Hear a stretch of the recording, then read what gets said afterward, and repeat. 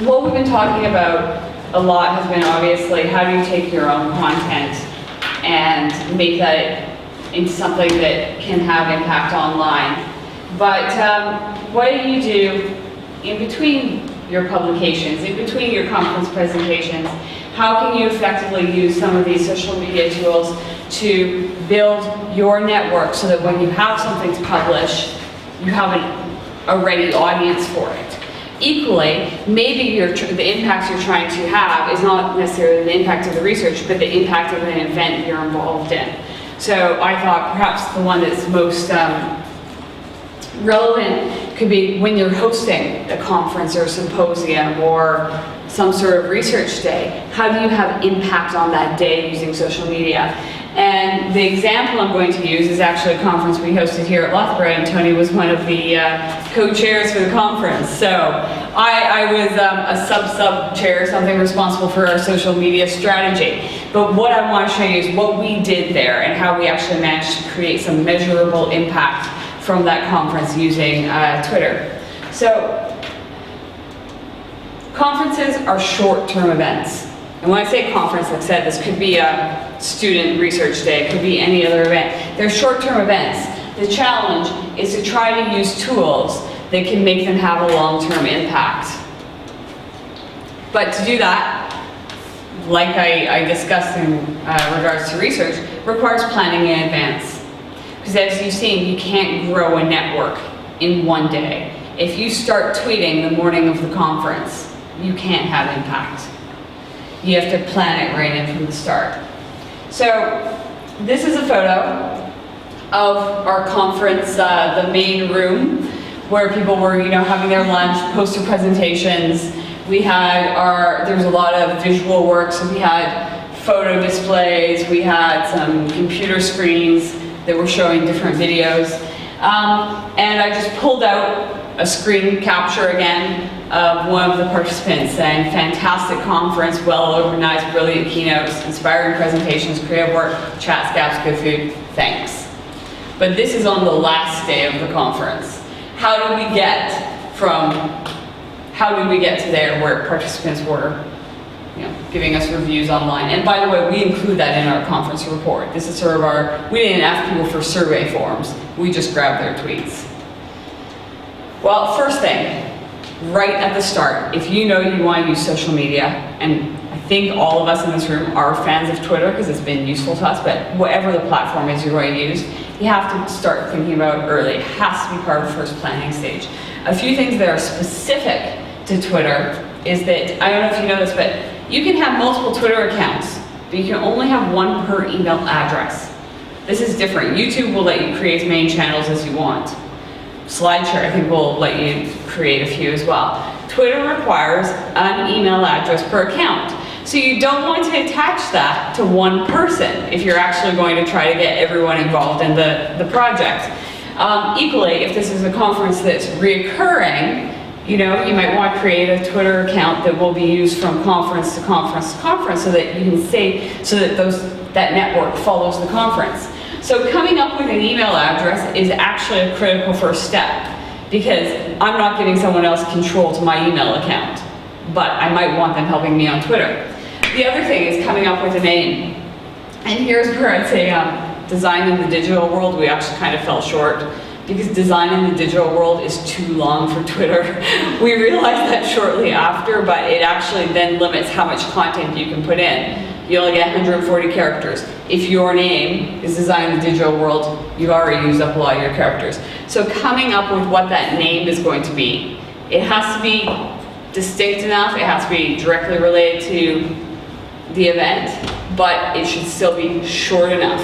And it won't only limit how much you can tweet, but it'll actually limit the number of people who start tagging you in their tweets. Because I don't know how many times I go, I write my tweet and I want to take a couple athletes, and I take two and I go take a third and their name's too long, so I choose an athlete with a shorter name.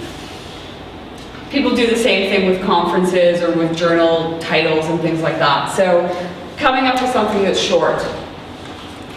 And then deciding who's going to be involved in this, like getting other conference organizing committee members on board, getting a few students on board. But sharing this out because that's the fastest way to build a network. We built that in right to the start. Then you start including Twitter in every single communication you have with people about that event.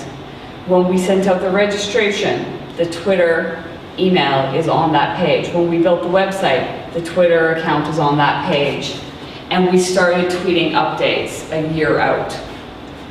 Just had our first planning meeting. Very excited about the QRSC 2014 conference. Committee members getting together. We have a theme. Send that out. Hope, when we went to a conference, great time at LSA conference. Hope to see some of you at QRSE. Keep it going. Even if you don't have that much, start it early because you need to have that network in place before the conference starts. And then on that idea of capturing the shared audiences, when there's another event, like say another conference or a journal that's related to the field or whatever it is, start tweeting about their event from your account. That's one way of getting their followers to follow you. Then, and this was probably what I would say I'm most proud of, in the sense I think it really made our use of Twitter efficient, is we included in our registration, we didn't include in our registration, had to chase it after, what's your Twitter name? So you ask people for their name, their address, their organization, their email, all that. Why not put a Twitter? What's your Twitter? Do you use Twitter? Yes. What's your Twitter name? In the registration. We didn't have that. So what we did is once we had the registrations coming in, we started replying saying, great, got your registration, can we have your Twitter account? We created a master list, name and Twitter accounts for every delegate that was on Twitter, as far as we know.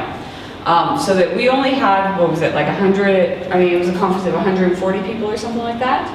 But we had about 60 Twitter names of people who would be in attendance. And then, as their papers were accepted and as sessions were created, we started to tweet about their papers. So, very excited to see so-and-so will be presenting on, or great session shaping up with, and we would name 3 people. So not only did they start following us, because we had just tweeted their name, but they started following other people who would be at the conference. That network was in place, and it actually, we got a lot of tweets, packing my bags to go to, thinking about my paper, can't wait to see so-and-so. So there was already a buzz on Twitter before, and that happened because we acted like, so we collected their names and we started tweeting to them. During the conference, we had the Twitter account, that address, and the hashtag everywhere. So it was on the back of people's name tags, it was on the programs, it was posted on tables in the rooms. So there was no excuse. People weren't going, what's the hashtag again, what's the account name? They knew what it was. We also had created a list of, for those people whose Twitter names we had put that in the rooms that they were presenting in.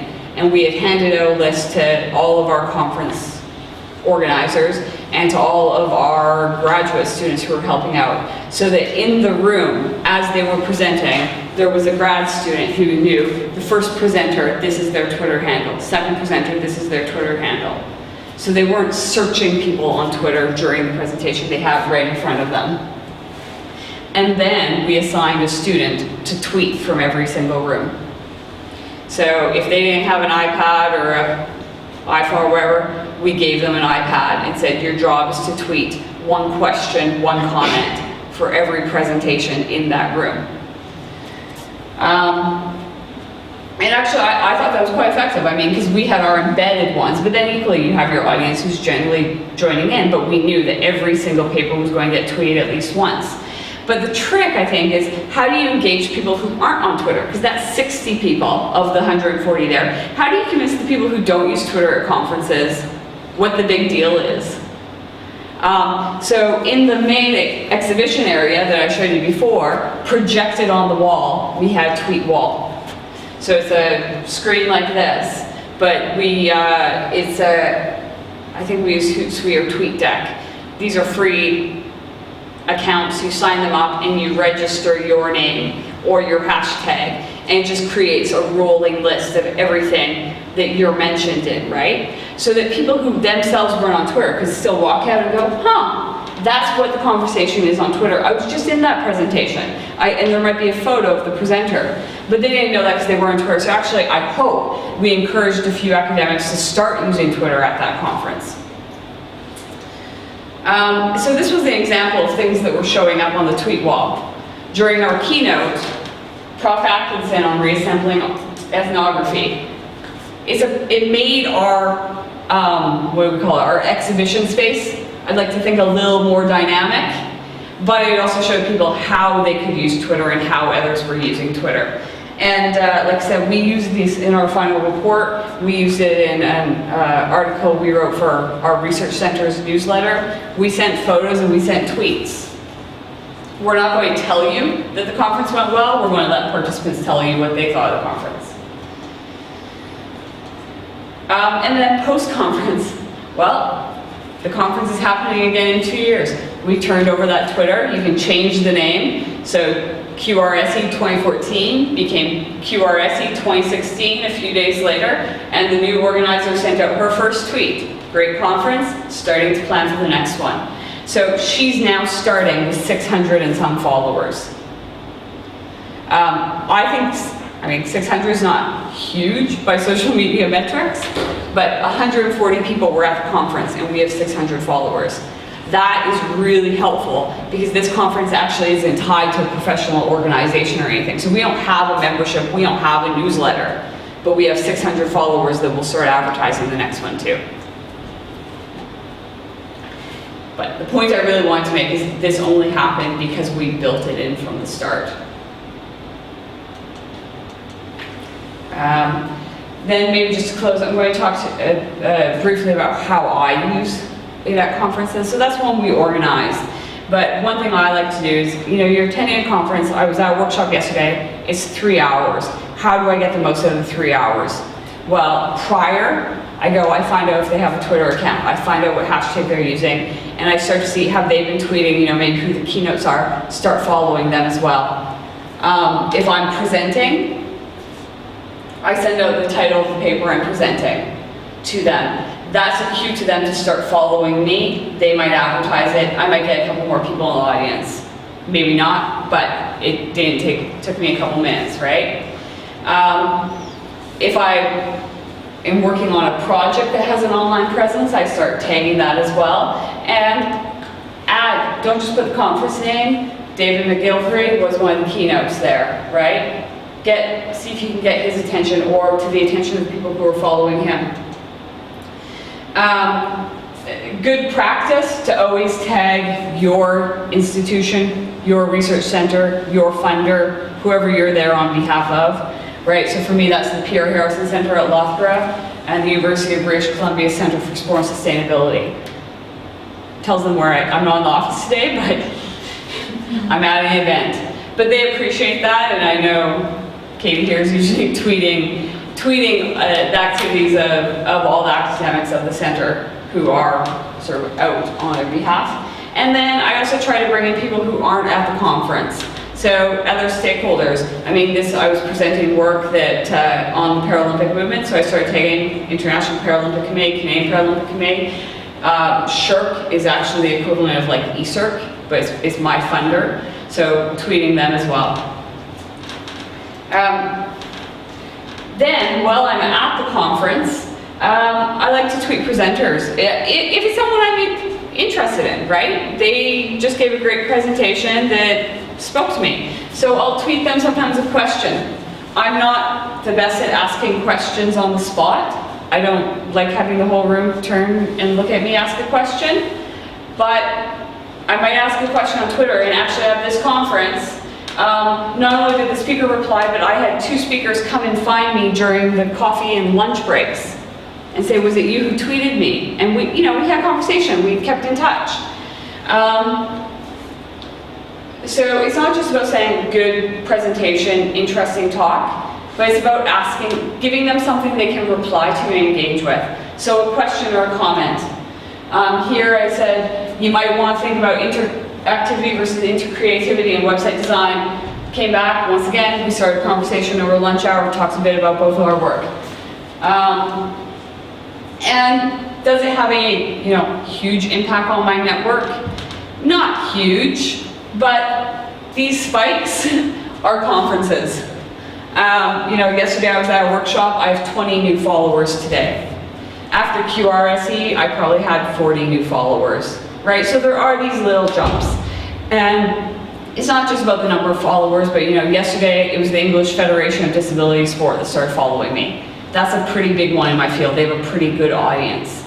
So I do think it makes a difference, and it means that when I have work of my own to share, I have a network in place. And it is a bit of that paying forward. I'm asking people to advertise my work, but I'm also advertising their work. So, that's it.